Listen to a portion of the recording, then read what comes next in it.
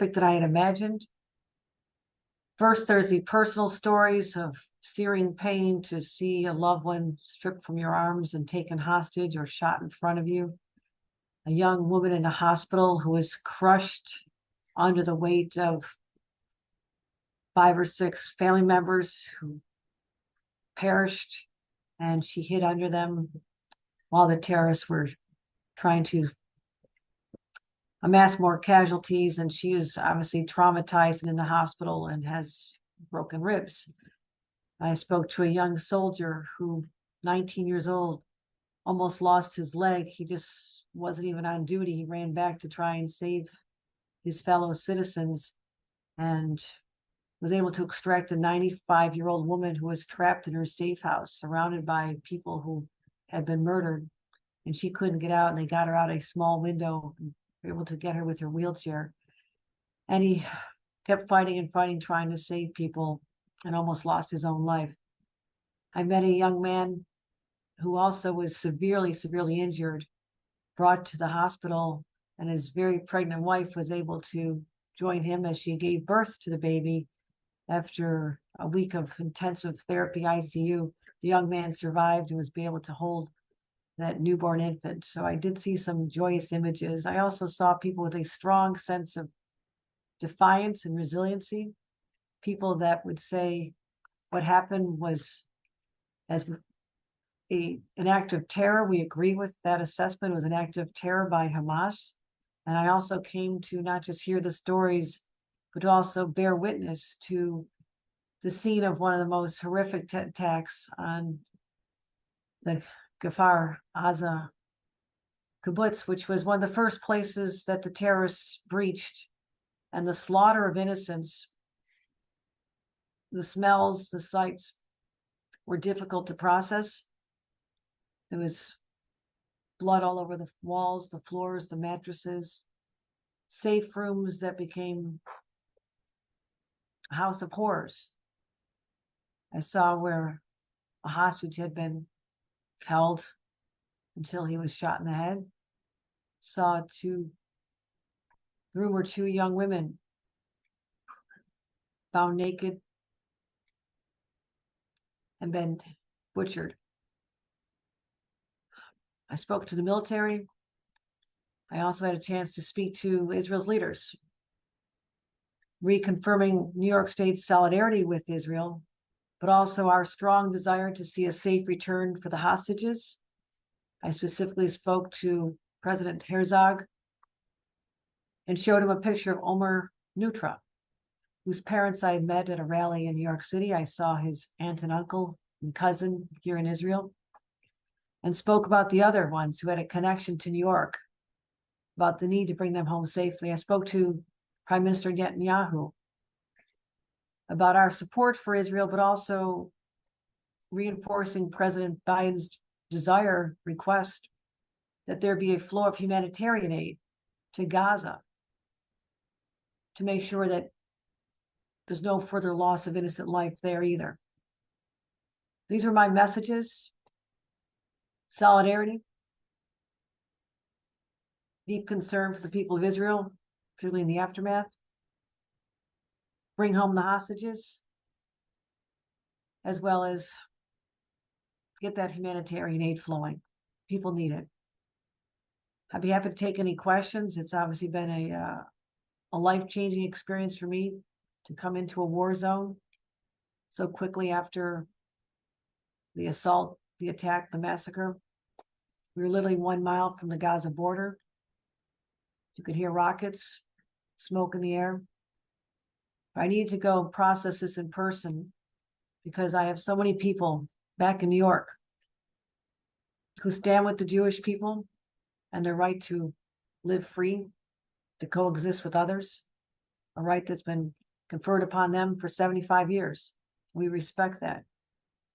And there's a strong Jewish community in the state of New York that has deep ties, many concerned about loved ones, their own stories of loss, hostages, the unknown. So as representing the largest Jewish population outside of Israel, it was important for me to come and experience this and be able to report firsthand of the atrocities but also our support for Israel at this time. Any questions? Yes, Governor. Before we get started, just please raise your hands, press to notify us if you'd like to take any questions. Governor, your first question comes from Marsha Kramer at CBS in New York. Marsha, your mic is open. Governor, can you hear me? Yes, I can, Marcia. So I have sort of a double barrel question. Number one, I saw the video of you praying at the Western Wall, praying at the Church of the Holy Sepulchre, and I know that your recent loss of your dad must have been on your mind as well, and that may have played a part in the emotional response to the trip. So I wonder, is your trip there to reaffirm the right of Israel to exist, while at the same time taking into consideration the New Yorkers and others in the region, as well as your own voters who are less than happy with what Israel's doing and don't support the right of Israel to exist? There's been a lot of protests here, and I guess what do you want to say to the protesters here about your trip? Is it about Israel's right to exist, and is it about the humanitarian aid as well? I came here for many reasons. One is to, again, reinforce our commitment to supporting Israel's right to exist, a right that has had for 75 years, not always peaceful, but also condemn the terrorist act of Hamas. There have been conflicts in the past, but always before it's been military against military, government against government.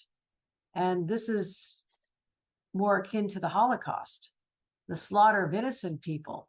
These were not people who got in harm's way during a military conflict between armies. These are people that were targeted. There was an intentionality which is so cruel and depraved. And to the people who are protesting, I know there's been anti-Semitism for a long time. People reject Israel's right to exist. I don't agree with that. And they have a right to peacefully protest.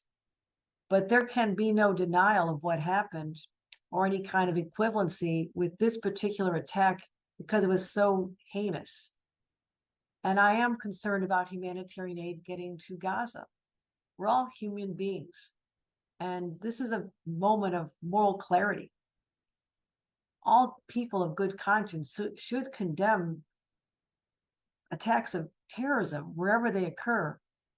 And if they're not stopped here in Jerusalem and in Israel, they will find their ways to the streets of our own country and other countries. That has to be the warning and the lesson from this. This is not a fight over boundaries at this time, as other conflicts have been. This is a different level. I respect people's right to protest, but also I call on people to understand that there is no equivalency in the way this originated. But I don't want anyone who's an innocent victim, who's not part of Hamas, to lose their lives in the process. That's not right either. And bringing home these hostages is so critically important, to sit there and hold the hands of loved ones who are weeping because they don't know what happened to someone who is completely innocent, who did nothing wrong. I want to reinforce to the government here, as President Biden did, their lives are important and they need to be brought home. That's what the purpose of this trip was. And I'm happy to have conversations with anyone about this. Free debate is a hallmark of democracy. Israel is a democracy. The United States is a democracy. These are not terrorist organizations like Hamas. There can be no equivalency when speaking about the atrocities of one and the right to defend another. Thank you, Governor. Your next question comes from Nick Breisman of Politico. Nick, your mic is open. Hi, Governor. Can you hear me? Yes, I can, Nick. Governor, first of all, my condolences for your loss. I'm wondering, kind of a two-part question here. First, when it comes to the hostages and the casualties in Israel, has it been confirmed or determined if there were any people who have ties to New York or were New Yorkers themselves among those casualties? And secondly, has there been any discussion about any further needs that New York State has when it comes to increasing security and bolstering security around some potentially vulnerable sites? Well, as far as hostages, we do know that Omer Nutra is definitely a current New Yorker, I mean, dual citizenship, but his parents live on Long Island. And there are others who have connections. These were individuals. I spoke to a man today, his son, I think he was 19 years old. He had also grown up in New York City, another family's from Rochester, another family from New Rochelle. So there are many connections. They weren't necessarily people living in America today, but their families do or did. So yes, there is a strong connection of New York to these hostages. Don't have confirmation of loss of life with respect to New Yorkers, but certainly Americans have lost their lives.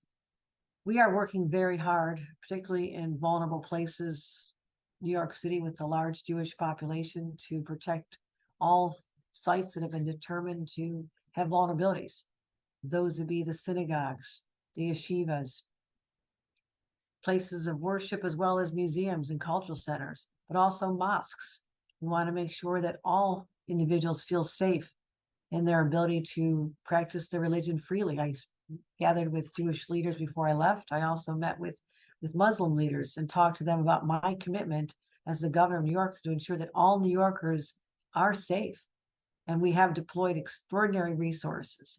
Our monitoring of social media to ensure there's no credible threats is on a heightened level right now.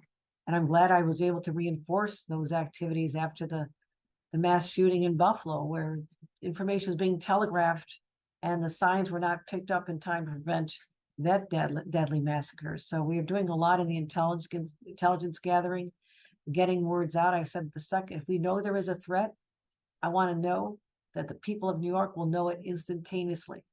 And whether it's reverse 911 messages coming out, certainly on all way we can broadcast it, I want to make sure people feel safe and protected in the state of New York.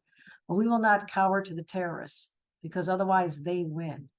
So what we do is beef up security, prepare for the worst, and hope for the best in the situation. But the mayor and my teams are working very closely together to restore some sense of security in our state. It's difficult, and times may get even tougher as the war unfolds. As I sit here in Israel, there's rockets coming in from Hezbollah in the north. This could be an all-out war on multiple fronts. And if it escalates here, it'll escalate in other countries, and certainly New York State is aware of the presence of Hezbollah just above the border in Canada and other places. I spent time on the Armed Services Committee, Homeland Security Committees in Congress, and was aware of some strongholds here in North America as well. So no, we are ever vigilant. We have no choice. Thank you, Governor. Your final question will come from John Campbell at Gothamist. John, your mic is open.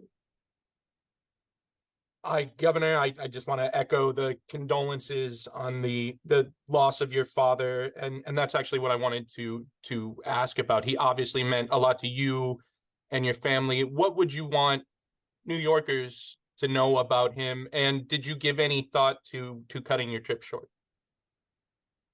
Well, I learned about my father shockingly when I was finally able to get internet connection on the plane early morning our time.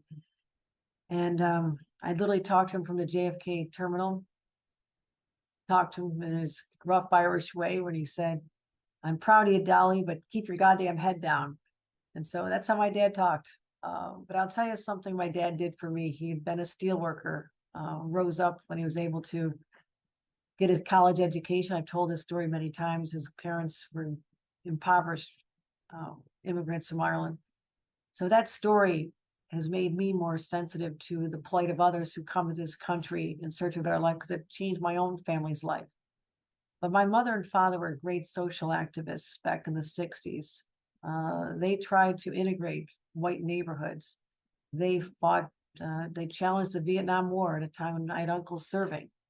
They brought in people with disabilities into our home, and people we had exchange students. We had kids that came out of lower income situations in the city of Buffalo, who spent summers with us. So my dad instilled in me and our family, and my mother was right at his side. The two of them did this together, a strong sense of responsibility to others, embedded in my faith, but also in the lessons of my own parents. And the one perhaps life-changing thing my dad did was when I was 17 years old, looking at colleges. And we looked at a couple of colleges, some girls' colleges and others. And he made a comment after I looked at those and looked at Syracuse University. He said, that other college, that seems to be the place you go to learn to be maybe the wife of a congressman, but Syracuse is where you go to be a congressman, because they had a strong political science department. And I was 17 years old. I volunteered on campaigns, but never dreamed I'd ever run for Congress. I was always behind the scenes. And to know that a 17-year-old girl had that kind of confidence and thought of a future that she had not even envisioned for her father. I told that story the night I was elected to Congress. And we wept together. So my dad had a big influence on my life. Thank you, Governor, and thank you everyone for joining us. Enjoy the rest of your Thursday. Thank you, everyone.